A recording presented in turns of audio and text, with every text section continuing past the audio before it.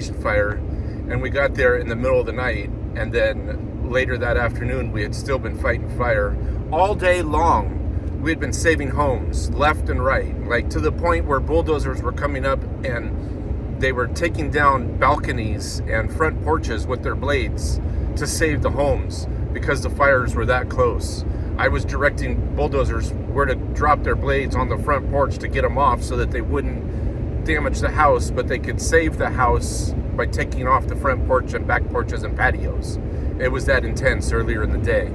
And we had just gone from house to house, probably saved an entire neighborhood. And it was a mountain community, so when I say a neighborhood, probably 7 or 8 homes on different ridge tops. You'd have a driveway that would lead to 2 separate houses. So we were just jumping from house to house to save them.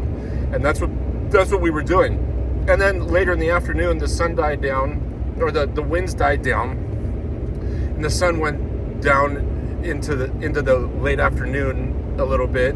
And so they had a flare up on the other side of the fire, and a strike team of engines is 5 engines and a battalion chief, a strike team leader they're called. Well, 4 of our engines went to that other side, and we stayed behind where we were just in case anything happened. And you could see the fire on the hilltop, and it was now in a grassy area. No more houses were threatened, and it started backing down the hillside, and it was going to come right to us, and we were going to hold it right at the road. It had a good ways to come. There was no reason for us to go up there and get it. We were just going to let the decision had been made to let the fire burn to us, and that's exactly what we were going to do. And when it hit the road, we were just going to put it out. We had a bulldozer line on one side, and there were some dozers coming down the other side where they were holding it. So we had it contained until we didn't have it contained. So while we were sitting there, it got about halfway down the hill, and I noticed that the winds were coming out of the one direction, and then all of a sudden they had shifted and they were coming down at us. And all of a sudden the fire that was a couple hundred yards away was less than 50 yards away and making a good push. A really good push. So I noticed it, and I told my captain, I said, hey, we got to get out and start doing something. And so on the front of every Wildland fire engine in California, they have bumper lines.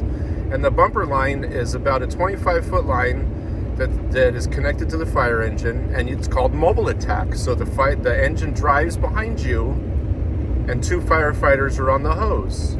My partner was on the nozzle, and I was halfway between my partner and the fire engine, holding the hose so that if anything happens, if he falls or anything, I could be there. And if we got slack in the line, the fire engine doesn't drive over the hose and knock it down or run it over.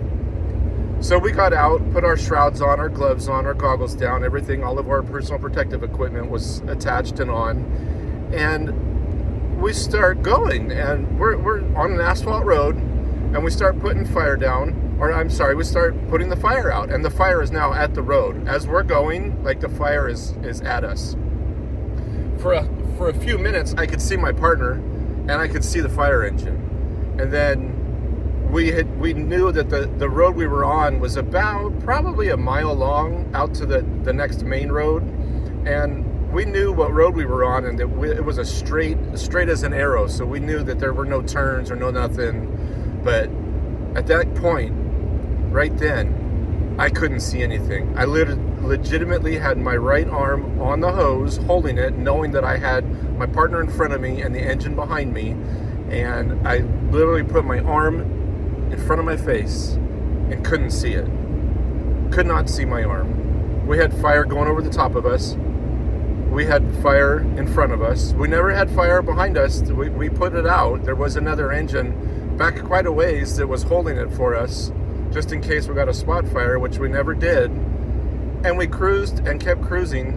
And I'm telling you, for the better part of probably 10 to 15 minutes, we were fighting this fire on this road. Just a straight arrow. And the whole time, couldn't see nothing. The only thing I could hear was the blood-curdling sounds of the fire pump behind me, connected to the fire engine.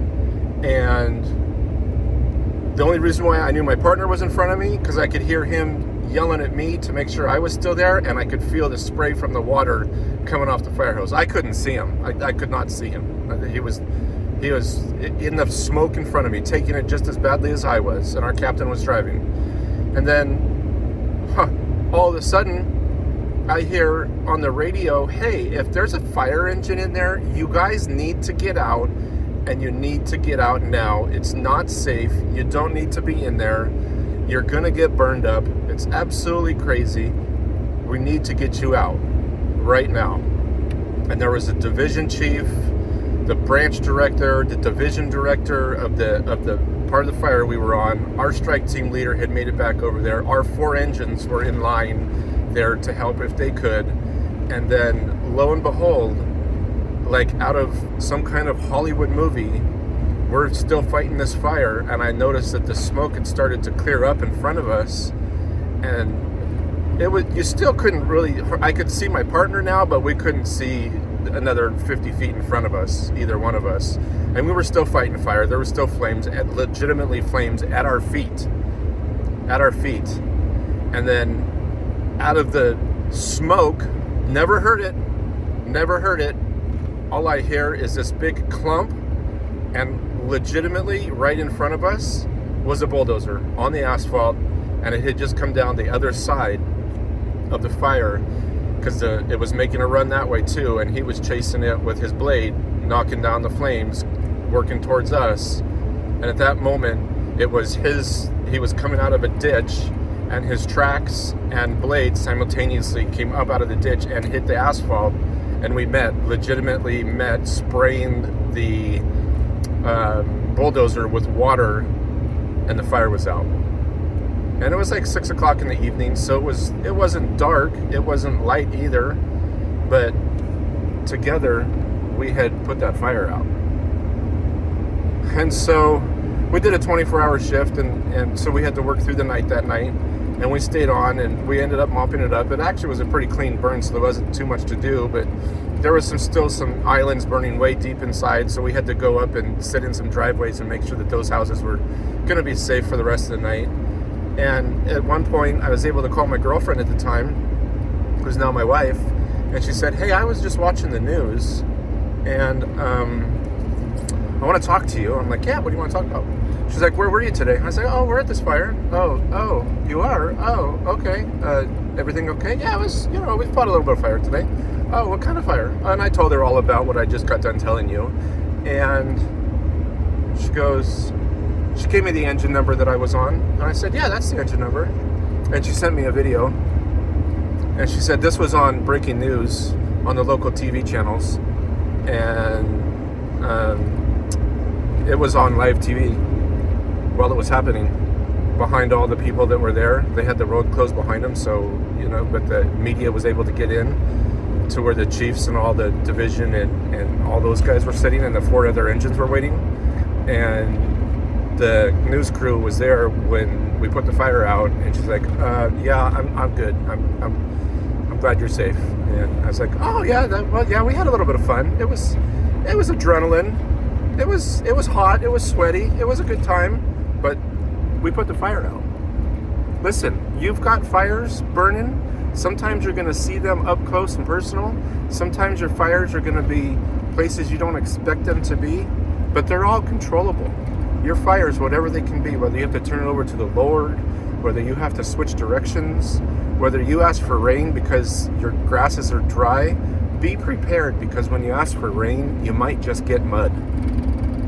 But all of your fires are preventable and can be taken care of. Just take a step back, relax, take another look at it, and figure out how can we put this fire out safely. Sometimes it's going to be aggressively.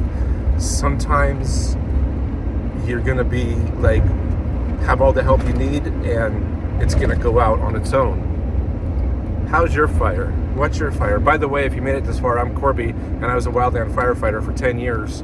And this is my channel about telling wildland fire stories and giving tips for new firefighters upcoming that want to be wildland firefighters, because that's what I was doing. That's where my heart is. That's where my passion is. And I want to share my stories and the training I went through, and I want to help bring up the next generation of Wildland Firefighters. I appreciate you being here.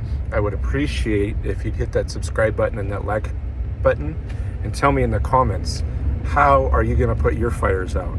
Are you going to have to directly attack them, or are they going to be more of a like lay low and let it burn to you and then put it out when it gets there? Your life matters to me as much as my life matters to you. I appreciate you being here. Thank you so much and have a blessed evening. I love you.